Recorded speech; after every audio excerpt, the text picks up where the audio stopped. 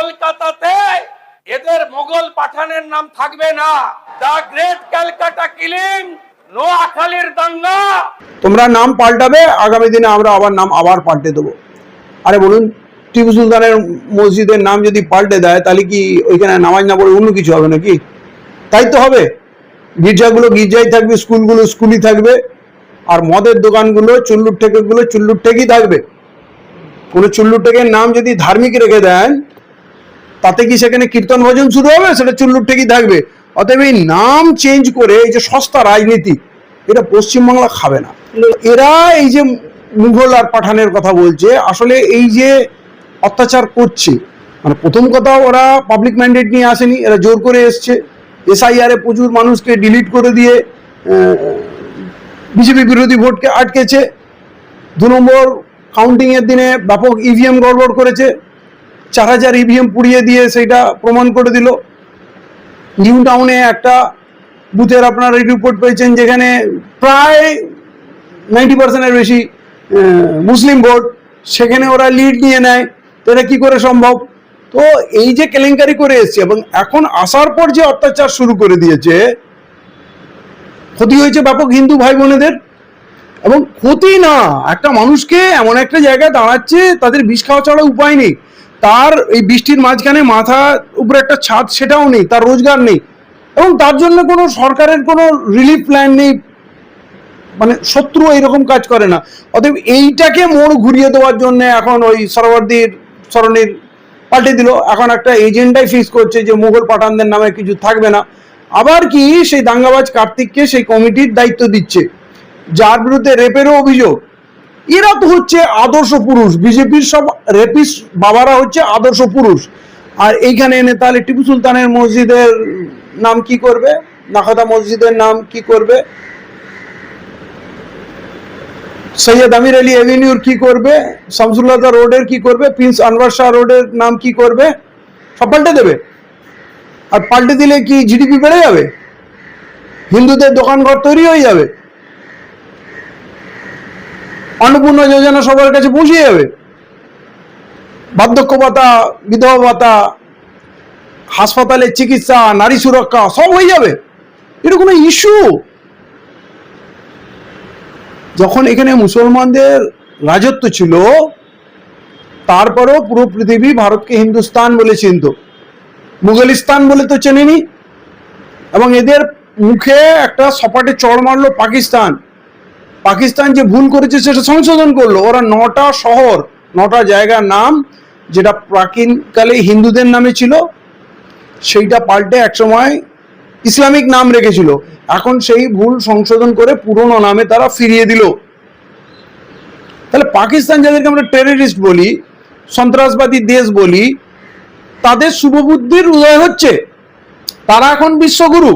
আর আমরা এই রাস্তার নামের পাল্টে মানে কি খেলায় নামছি? আমার কথা হলো, এতে উপকার কার হবে? নথিপত্র, কাগজ, ঠিকানা, যাদের ট্যাক্স বিল, ডকুমেন্ট সব তো আছে, তো রেকর্ড, সেগুলোর কি হবে? অতএব এইটা শুধু প্রকৃত সমস্যা থেকে নজর সরানোর জন্য এটা একটা স্পেশাল মলম, পেনকিলার, যাতে হিন্দুদের দুঃখে কষ্টে একটু প্রলেপ লাগানো যায়। তাই এই সমস্ত কাণ্ডকর্ম করছে। নাম পাল্টাবে, নাম এখন তুমি পাল্টাবে, কাল আরেকজনের রাজত্ব আসবে, তার নাম পাল্টে দেবে, কি হবে?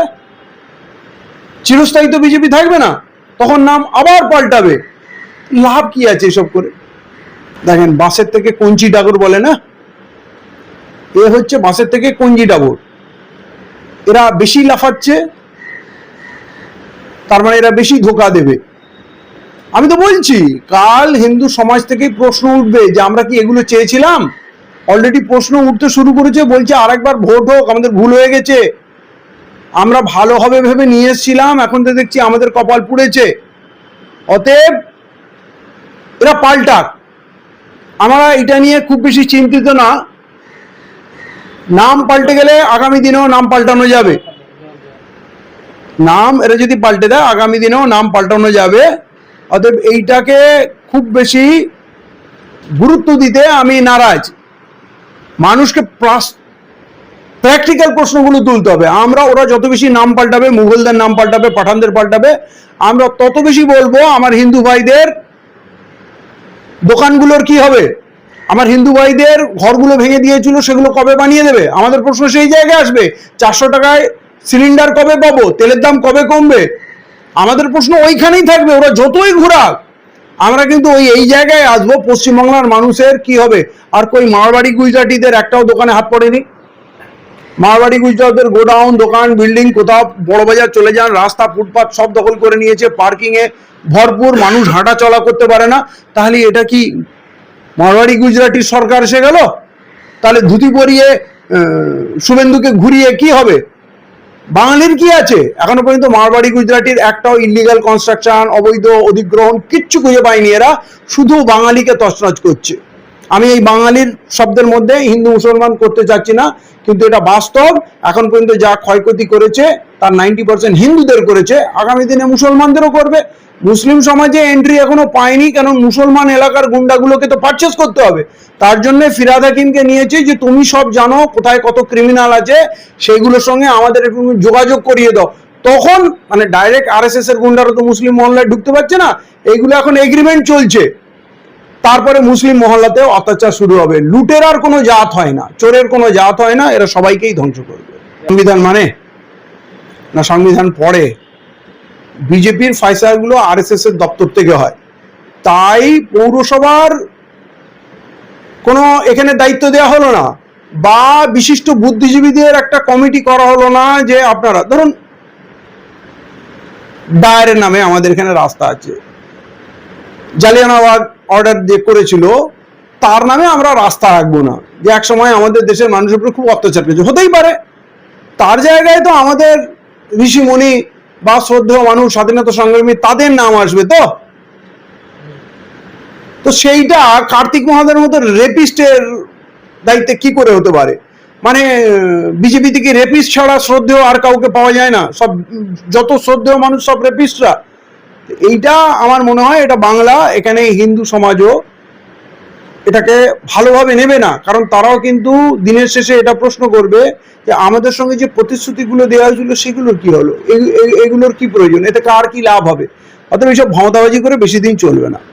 আপনি যে আগে যে কথা বললেন যে এই যে নাম পরিবর্তন করে মুসলিমদের খেপাবার চেষ্টা করা হচ্ছে, এই নিয়ে কোনো আন্দোলন করার প্রয়োজন নেই, এটা বলছি না। আন্দোলন কি, আমরা ন্যায্য কথাটা বলছি, প্রতিবাদ করব, অবশ্যই করব, কিন্তু যেহেতু এটা ইস্যু থেকে ডাইভার্ট করার পরিকল্পনা, আমরা যদি ওই কথায় নেমে যাই, আন্দোলন করি, খুব করি, তাহলে আসল ইস্যুগুলো চাপা পড়ে যাবে। যে লক্ষ লক্ষ মানুষের যে চোখের জল ভেসে যাচ্ছে, তারা যে আত্মহত্যার পথে এগোচ্ছে, আমরা যদি সেগুলোকে এই কথায় ভুলিয়ে দিই, তাহলে তাদের প্রতি অবিচার হবে। আসলে সব থেকে মূল্যবান তো মানুষ, সেই মানুষের কথা যদি ভুলিয়ে দেওয়ার চেষ্টা হয়, আমরা সেইটা হতে দেবো না। আমরা কখনোই বলবো না এটা নিয়ে বিশাল আন্দোলন হই হট্টগোল করার দরকার আছে। বিজেপি বলছে যে ডক্টর এপিজে আব্দুল কালামের মতন মনীষীদের নাম থাকবে, সোহরাবউদ্দিন কে? সোহরাবউদ্দিন তো মানুষের উপর অত্যাচার করে, তাদের নাম রাখা যাবে না? ওটাই তো মুশকিল, পড়াশোনা না করলে। শহীদ সোহরাবউদ্দিন ক্যালকাটা ইউনিভার্সিটির প্রথম ভিসি ছিলেন, 30 থেকে 34 এই 4 বছর ভিসি ছিলেন। তিনি একজন বড় সার্জন ছিলেন এবং বিশাল পণ্ডিত মানুষ ছিলেন, এবং সেই সময় ক্যালকাটা ইউনিভার্সিটির কোনো মাদ্রাসার মৌলানা সাহেব ছিলেন না। ক্যালকাটা ইউনিভার্সিটি কি সন্ত্রাসবাদীর আতুড়ুয়ার কি বলতে চায়? সেখানে গিয়ে কি পেটে তৈরি হতো, নাকি দাঙ্গার পরিকল্পনা করা হতো? কিছু জানে না, অশিক্ষিত, তাই সব কথা বলেছে। আমরা এপিজে আবুল কালামকে শ্রদ্ধা করি, পুরো ভারত তার কাছে ঋণী। খালি এপিজে আব্দুল কালাম কেন, এর মধ্যে হিন্দু মুসলমানের ব্যাপার আসছে না? যারা প্রকৃত দেশের জন্য নিবেদিত প্রাণ, যারা শ্রদ্ধেয়, তাদেরকে স্মরণ করার উদ্দেশ্যে তো নামকরণ করা। কিন্তু এই যে কি গোপাল যে নাম দিয়েছে, গোপাল চ্যাটার্জি না গোপাল মুখার্জি নাম দিয়েছে, এ কি করেছে? দাঙ্গায় লিপ্ত ছিল, হিন্দুদের পক্ষে দাঙ্গায় নেমেছিল। তো দাঙ্গাবাজদের কি আমরা ঋষিমুনি মানিয়ে দেবো? আপনি শ্রী অরবিন্দের নামে করুন না, মাতঙ্গিনী হাজার নামে করুন না, ক্ষুদিরামের নামে করুন না, কে আপত্তি করবো? এটা তো সবাই আমাদের জন্য, কিন্তু একটা দাঙ্গাবাজকে, খুনিকে শ্রদ্ধেয় করতে হবে।